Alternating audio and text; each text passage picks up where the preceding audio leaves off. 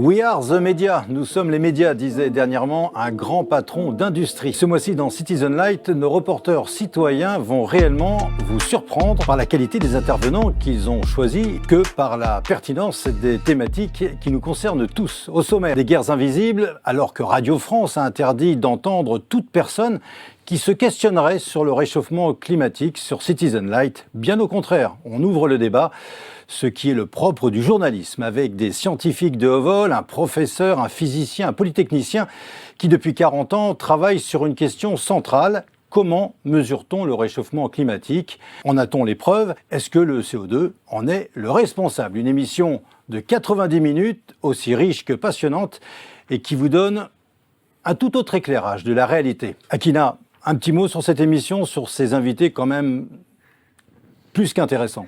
Eh bien, je pense qu'on va surprendre les internautes, en tout cas j'espère. C'est vraiment un sujet qui est une doxa écrasante sur le réchauffement climatique. C'est un sujet qui est interdit. On n'a pas le droit de débattre du réchauffement climatique ni du réchauffement anthropique. Et donc j'espère que les invités qu'on a reçus vont pouvoir éclairer le citoyen pour pouvoir penser librement dans une diversité de points de vue et être éclairé sur ce dramatisme climatique qui nous inquiète tous. Et bien aujourd'hui, ils viennent remettre l'église au centre du village et nous rassurent. On peut avancer ensemble plus sereinement. En tout cas, merci, parce que moi j'ai assisté à l'émission, franchement c'est passionnant. Autre sujet qui nous concerne tous, ce sont les perturbateurs endocriniens. Ils empoisonnent nos hormones, ils sont partout, dans la nourriture bien sûr, mais sur nos vêtements, dans nos voitures, dans les emballages. Leurs effets sont dévastateurs. Pour vous en parler, Akina, notre reporter citoyen a choisi deux femmes. L'une est grand reporter et l'autre est médecin. Toutes les deux viennent de sortir un livre sur cette menace invisible et dont on sait aujourd'hui qu'elle provoque l'infertilité, l'autisme ou les cancers. Un petit mot sur ces perturbateurs endocriniens. Qu'est-ce que vous avez appris? Comment vous avez ressenti un petit peu ce débat qui, moi, pareil, j'ai trouvé ça passionnant. Le titre de l'émission, c'est Perturbateurs endocriniens, un scandale sanitaire. Malheureusement, très peu de médias en parlent. On parle un peu des PFAS ou du bisphénol, mais c'est épisodique. Alors que les perturbateurs endocriniens, c'est près de 70 000 morts par an en France. C'est quasiment un décès sur 10 lié aux perturbateurs endocriniens. C'est des enjeux de reproduction, d'intergénération, enfin, des conséquences intergénérationnelles. C'est un drame, c'est des conséquences dramatiques. Personne n'en parle, mais nous en parlons. Vous le savez, la crise Covid a été un véritable carnage dans le secteur du soin, notamment à cause du Conseil de l'Ordre qui a sanctionné des centaines de médecins pour avoir soigné et même guéri des patients, comme nous. Et pour la première fois sur un plateau télé, 3 d'entre eux parlent à cœur ouvert de l'attitude pour le moins choquante, pour ne pas dire abjecte, du Conseil de l'Ordre des médecins. Ce que vous allez entendre et comprendre dans cette émission dépasse l'entendement. Ces propos nous concernent tous, car il s'agit de notre santé.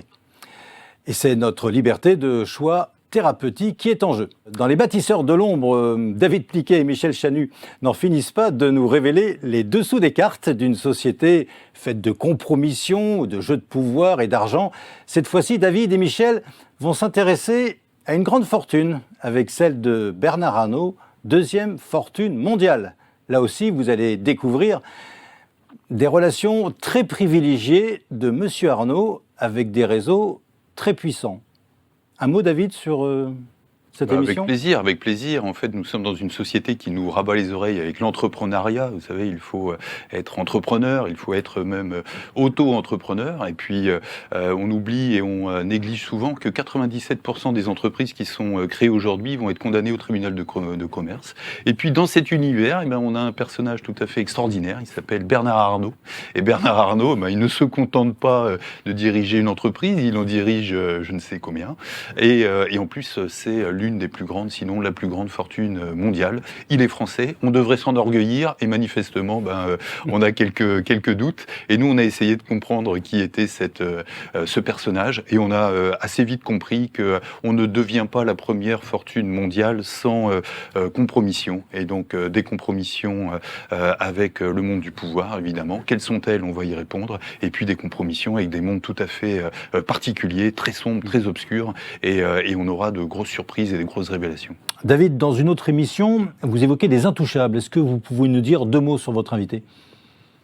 Bien sûr, avec grand plaisir. En fait, dans cette émission, nous avons invité Paul-Antoine Martin. Paul-Antoine Martin a fait irruption en fait dans le concert médiatique par un livre explosif qui s'appelle Le Clan des Seigneurs, dans lequel en fait il a mis en évidence le fonctionnement des hauts fonctionnaires qui se cooptent entre eux, se protègent entre eux et décident de l'avenir de nos destinées dans un concert en fait un peu incompréhensible. Alors pourquoi incompréhensible ? Parce que à toute politique il y a des résultats, et quand on voit les résultats que nous sommes en train d'essuyer, on se dit que finalement il y a quelque chose qui ne va pas.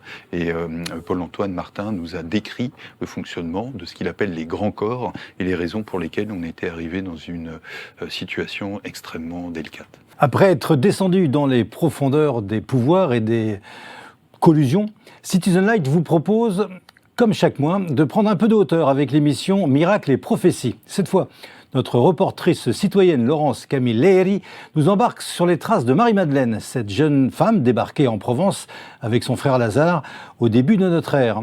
Croyez-moi, c'est une épopée incroyable que l'on vous propose de revivre en 3 épisodes de 52 minutes. Vous le savez, l'information a un coût, et merci encore à nos abonnés. Je suis certain que toutes ces émissions vont nous permettre de mieux comprendre le monde dans lequel nous sommes entrés et aussi de mieux l'appréhender. Merci de faire connaître ces émissions à votre entourage. Abonnez vos amis, offrez-leur un abonnement. 4 €. 4 €, c'est le prix d'un café.